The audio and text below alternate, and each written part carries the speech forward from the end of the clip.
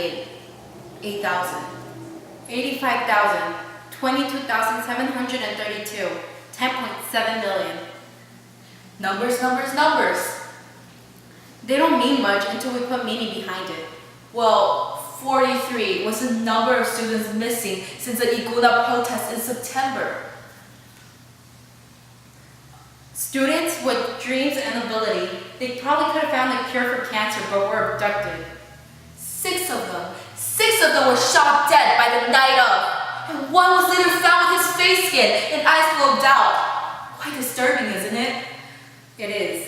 1,698 was the number of kidnaps in 2013, and it has been growing ever since. 8,000 people were reported missing or disappeared.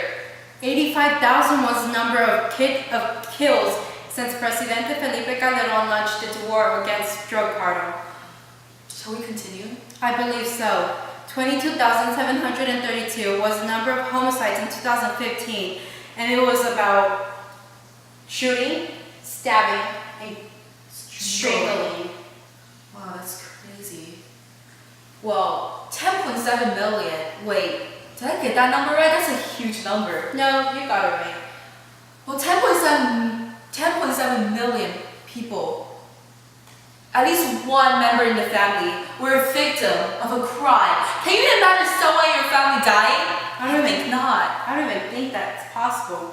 It seems like high crime rate isn't the only thing happening in Mexico. Oh, definitely not. Did I mention the low wages in Mexico is horrible?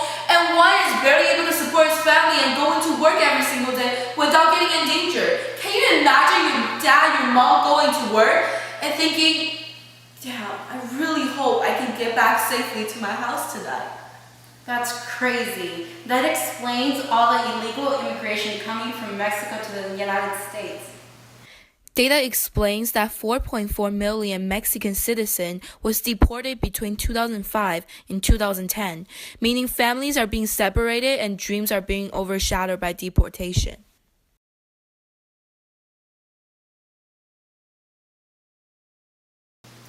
Like I always say, actions are illegal, but humans aren't. Wait, Gemma, how was your Mother's Day? It was like last week.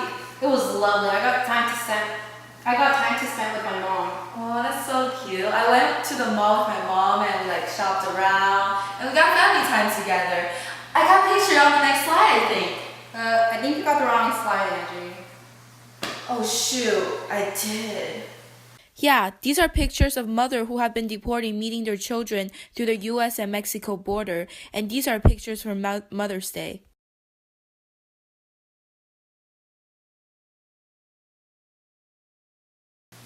America, the land of freedom, equality, and immigration are not letting me in immigration? Doesn't quite make sense to me. Yeah, that's what I was thinking. According to our data, 98% of citizens in America are part of immigration families, and only 1% are pure. That means 1 out of 10. We let our policies lead by our fear. We enact laws like Chinese Exploitation Act of the 1800s. Our deportation program is like Operation Wetback in the 1900s.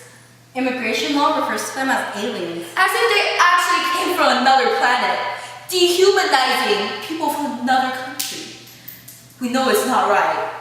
Yeah, but truly in our hearts, we know that isn't right.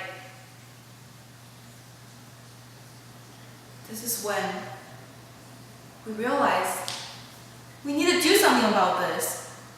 This is when we realized we need to take a stand against such evil. We came up with joining 3 nations, but before that, here's our summary of putting it into a slam poetry. Please enjoy.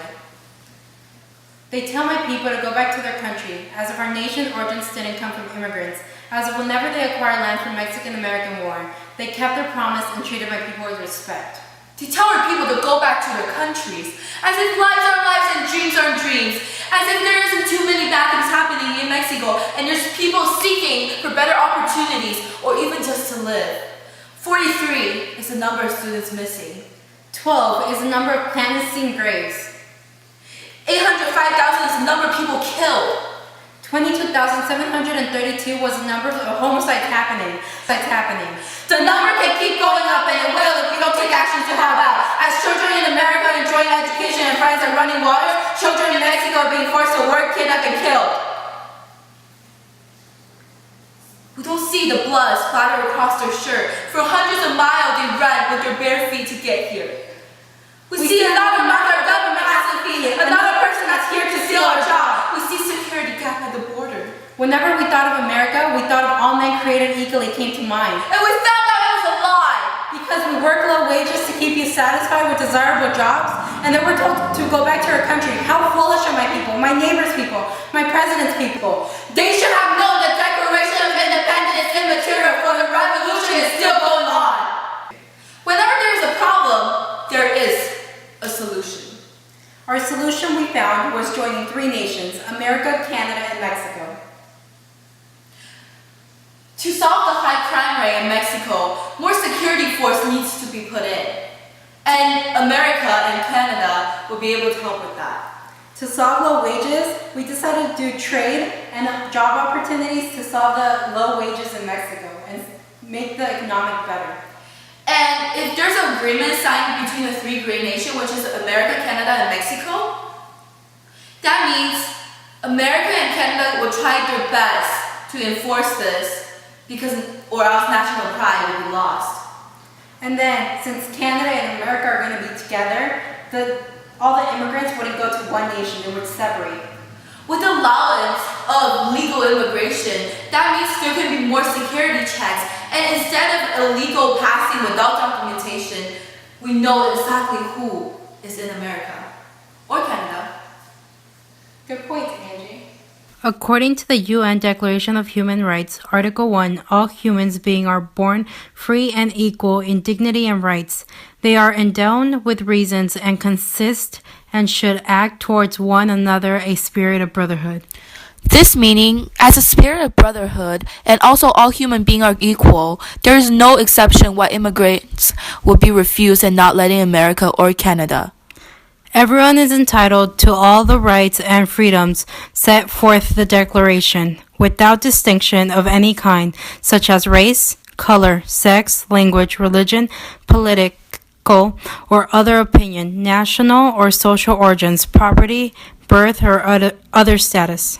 Furthermore, no distinction shall be made on the basis of political, judicial, international status of the country or territory to which a person belongs, whether it's independent trust, non-self-governing, or under any of other limitation of sovereignty. This meaning, we cannot let them in just because they are from different race. That is violating against the own paper our country wrote. Kind of a shame, right? According to Article 13, everyone has a right to freedom of movement and resistance with the border of each state, and everyone has the right to leave any country, including his own, and return to his country. Pretty much self-explanatory. As a country made of immigration and cultural beliefs of freedom and equality, what are we when we're deporting people and refusing them to come? Then people who are illegally coming to the United States, they're probably bad intentional, and we're allowing them to come in. Not only does keep track of who's in the United States and Canada, also it will be a lifesaver. Lastly, since security is going to be added to Mexico, people are going to have the less need to come into the United States or Canada. Best of both, wait no, 3 worlds, am I right? To accomplish this, we need everyone to get on board, not only people who are affected, but everyone who might never be affected. And you can help just by spreading the word to your friends, family, whoever. Let them know. We believe in 3 nations. Together will lead to success and happiness. Joining the borders. We are all in this together.